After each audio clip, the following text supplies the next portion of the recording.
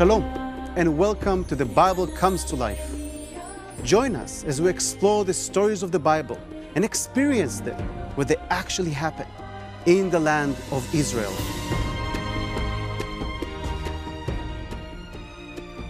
I'm Omer Eshel. Today we will talk about the village of Kfar Nahum, or as we know it in English as Capernaum, and some of the most amazing archaeological discoveries made there that truly brings the Bible to life. Kfar Nahum is situated on the northeast side of the Sea of Galilee and was one of the largest fishing villages during the time of Jesus' life. It was originally settled around 150 BC by the Hasmoneans and was destroyed in the late 8th century AD by an earthquake.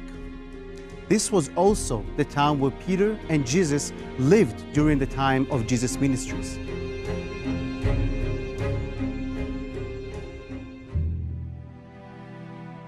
We turn to Mark 1:21. We see Capernaum mentioned as the place Jesus enters on Sabbath Eve. We read, "Then they went into Capernaum, and immediately on the Sabbath he entered the synagogue and taught. And they were astonished at his teaching, for he taught them as one having authority and not as the scribes." When you go to Capernaum today, you will see two major structures among the ruins of the village.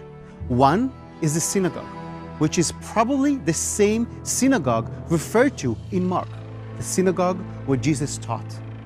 The actual structure that you see standing is from the 5th century AD, but it is built upon another synagogue that was built in the 1st century AD, from the time that Jesus would have lived there.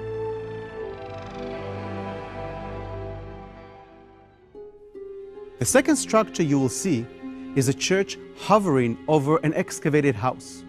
This house is believed to be the house of Peter, the house where Jesus ministered, where the healing of the paralytic took place.